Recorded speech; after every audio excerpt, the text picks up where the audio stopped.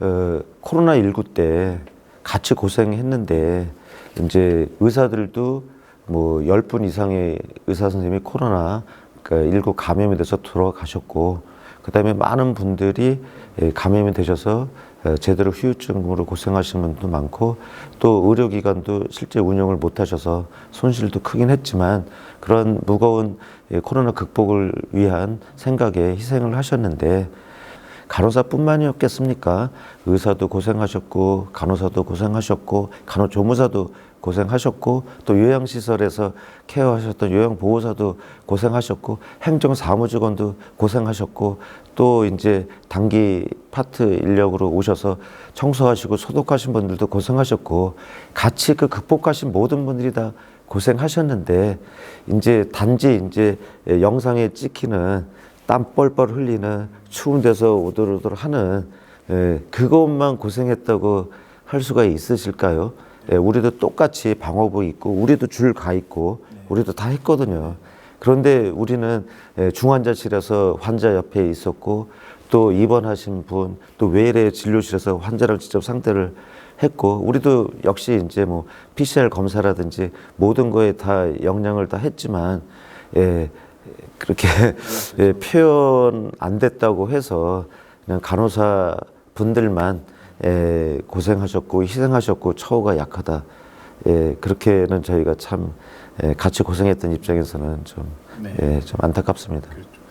일단은 뭐 환자를 케어하는데 간호 업무라고 하는 것은 의사가 그 환자분의 상태를 확인을 하고, 이 정도 부분은 간호사분이 하셔도 되겠다 할 때에 이제 그거를 하는 것이고, 그 다음에 계속 그 단계마다 저희가 악화되는지 어떤 상황을 저희가 잘 확인해서 바로 의사가 보든지 아니면 입원을 하든지 어떤 조치를 갖다가 하는 것이 국민 건강에 당연히 좋다고 생각을 하는 부분입니다. 그런데 이제 현재 이제 표현적으로는 그렇게 하겠다 하는 간호사 협회의 이제 말이기는 한데, 이제 이게 이제 항상 이제 재정이라고 하는 것은 이제 비용도 생각을 해야 되고, 그 다음에 국민 건강도 생각을 해야 되고, 이제 노인분들의 이제 그런 인적 구성 상태, 그러니까 얼마나 이제 앞으로 이제 베이비 부모들이 이제 계속 이제 케어를 받으셔야 될 사항이잖아요. 거기에다 더하기 이제 의료만 그분들한테 지역사회 케어가 지역 돌봄 사업 자체가 의료만 들어가는 것이 아니라 여러 가지 이제 다른 부분들이 뭐 주거라든지 진짜 경제적인 지원이라든지 뭐 이렇게 뭐 식생활이라든지 여러 가지가 같이 들어가는 협업해야 되는 상황에서 그 총괄을 의사가 맡아서 해야 되는데, 여러 가지 이제 좀 편하게 또 비용만 생각해서 의사를 배제하고서 할 우려가 있다는 게 의사협회 또 의사회원들의 걱정입니다.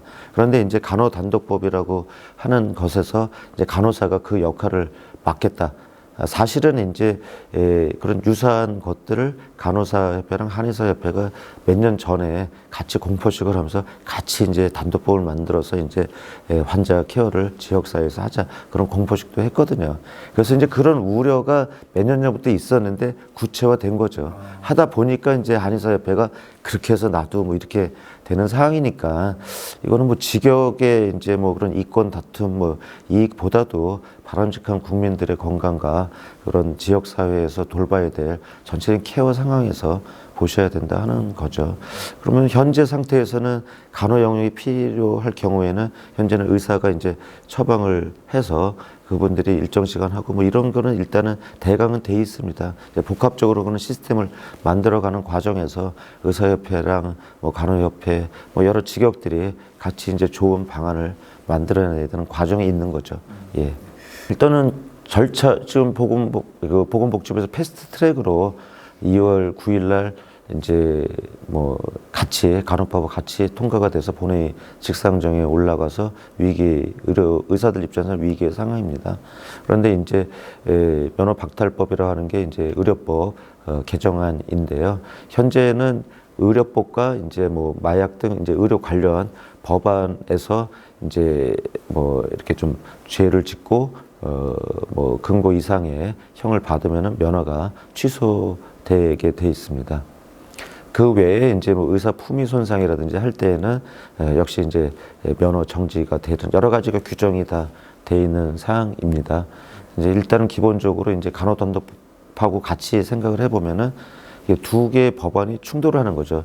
여기서는 이제 강화를 하는데 간호단법에서는 뭐 어쨌든 기존의 의료법을 갖고 있어서 또 개정이 필요한 이제 한꺼번에 올라가면 또 복잡해지는 그런 사항인 것이고 면허 박탈법이라는 게 아까 말씀드린 대로 의료관계 법령에 의해서 근거 이상의 형을 받으면은 취소가 되게 되는 건데 지금 이제 개정 안에서 보면은 모든 범죄로 확대가 된 겁니다. 그런데 이제 의사는 이제 선의로 이제 하다 보니까 업무상 과실치사상에 대해서는 빠져 있기는 한데 그것 제외한 모든 법률에 의해서 죄를 짓게 되면은 이제 근거 이상의 형을 받게 되면은 선고유예라 하더라도 집행유예라 하더라도 실제 형을 살게 되더라도 차이만 약간이 있을 뿐 취소가 일단 됩니다. 그러면은 이제 그것의 문제가 이제 모든 국민하고 똑같이 의사도 국민인데 거기에 이제 실수하실 수가 있는 거지 않습니까? 네. 모든 국민들하고 같이. 뭐 자동차 몰면서 자동차 사고 내고 싶은 사람이 어디 있겠습니까? 실수죠. 근데 좀 더 그것도 강화가 돼서 뭐 이제 또 뭐 스쿨존 같은 데서 사고라든지 뭐 중대 과실을 또 벌어지게 되면은 그건 또 가중이 되겠고 그뿐만 아니라 이제 뭐 사기라든지 뭐 여러 가지 이제 뭐 성적으로 이제 의도하지 않게 오해가 될 수 있는 법률이라든지 하여튼 모든 법률에 대해서 근거 이상이면은 그러다 보니 저희는 그거에 대해서 이제 경계를 하고 있어서 지금 뭐 국민 건강을 위해서 이제 수고를 하고 코로나19 상에서 3년 이상을 고생하고 있는데 우리의 뒤통수를 치는 거 아니냐. 그리고 이제 그것에 대해서 대한의사협회에서는 정부랑 MOU를 맺었던 것도 전문가 평가단이라는 게 있습니다. 뭐 팔이 안으로 굽는다는 오해를 안 하게끔 저희가 진짜 빨리 이제 격리를 국민들로부터 격리를 해야 될 지금 비도덕적이고 비윤리적인 의사들은 저희가 이제 변호사 단체처럼 징계권을 주고 거기 자체에서 이제 정지를 취소를 시킬 수 있는 걸 저희는 원하고 있거든요. 그것을 이제 열심히 하고 있는 단계인데 이렇게 되니까 저희는 이제 안타깝고 만약에 그 실수를 그 죄를 지어서 그렇게 선고유예라 하더라도 근고 이상의 형을 받게 되면 취소가 되니 이제 좀 악의를 품은 그런 피해자 분들이 이제 그걸 갖고 우리를 또 압박할 수도 있겠죠. 왜냐하면 이제 뭐 자동차 사고를 냈을 때에도 형사합의라는 게 있지 않습니까? 형을 좀 덜 받으려면은. 그런데 이제 보통 이제 거기에서 이제 여러 사항을 따라서 뭐 수십만 원부터 수백만 원부터 뭐 수천만 원까지 사안에 따라서 이제 하겠죠. 그런데 이제 기자분도 이제 상대방 가해자가 의사라는 거를 알게 되면은 마음이 형사합의금을 요청할 때 너 형사합의를 안 해주면은 가중될 수도 있고 이제 판사님이 이제 그걸 좀 감안해서 판결을 할 텐데 합의해 줄래? 뭐 몇 억 주시면은 뭐 제가 합의를 해드리죠. 할 때 저희는 어떻게 대응을 해야 될까요? 그렇죠. 예. 그리고 이제 항상 이제 뭐 이렇게 남녀 가르는 건 아닌데 여러 가지 이제 서로 이제 논란이 될 수 있는 명예훼손 문제라든지 뭐 이렇게 뭐 친고죄 부분도 그럴 수 있고 그 다음에 이제 성적인 문제 그런 분들도 이제 서로 논란이 되면서 굉장히 대법까지 갈 수도 있고 치열하게 다툼이 있지 않겠습니까? 그럴 때 저희가 뭐 그런 걸 감안한다면은 그냥 억울하지만 합의 쪽으로 가면서 또 그렇게 할 가능성도 있고 뭐 결국은 이제 억울한 마음이 대법까지 갔다가도 이제 그럴 수도 있는데 일단은 그런 점이 일단은 좀 안타까운 측면이 있다 보는 거고요. 그래서 아까 말씀드린 이제 자정 노력 내지는 변호사협회 같은 우리가 징계권을 주시면은 더 이제 잘할 수 있다고 하고요. 저희가 이제 뭐 대안 내지는 그런 거 뭐 제가 이제 뭐 투쟁위원장 뭐 비대위원장을 맡고 있지만 둘 다 강력 저지를 해야 됩니다만은 저희는 뭐냐 하면은 살인 사건이라든지 강도 살인이라든지 진짜 이거는 혐의가 너무 이제 뚜렷하게 좀 사회적 물의를 일으키고 그분은 진짜 뭐 의사로서 하면 안 되겠다 하는 분들은 더 가중을 해달라고 요청을 할 생각도 있는 겁니다. 예, 뭐 그냥 아예 그냥 평생 면허 취소, 뭐 박탈을 아예 해서 절대 재교부 신청도 못 하게끔 뭐 그렇게 하는 거고요. 재교부를 자꾸 이제 우려하실 수 있습니다. 취소돼도 뭐 5년 지나면은 재교부 신청을 할 수 있다 뭐 이렇게 하지만 재교부가 옛날보다 이제 까다로워졌습니다. 저도 보건복지부에 이제 재교부 신청하는 거기에 들어가 있는데 의사 그 위원 한 10명 정도 되는 위원이라고 정확치는 않습니다만 거기에 의사는 2분 정도 있는 것 같아요. 저 있고 그다음에 이제 변호사면서 의사신데 그분도 이제 뭐 의사만을 위해서 하는 건 아니고 과반이 넘어야지 이제 재개부가 되는 거거든요. 그래서 뭐 저도 이제 뭐 공정하게 의사지만은 이분은 안 되겠다 하는 분은 하고 지금 언론에서 나오는 것도 또 행정소송이나 뭐 재판도 많이 가고 있다고 합니다. 재개부 신청을 했는데 현행 이제 3년에서 재개부 신청을 했는데 계속 이제 반려가 돼가지고 그게 몇 년 되고 있어서 그거에 대한 행정소송도 했다 하는 것처럼 옛날 같이 좀 이렇게 좀 국민들이 걱정하시는 것처럼 이렇게 의사만을 위해서 뭐 호락호락하게 넘어가는 그런 상황은 아닙니다.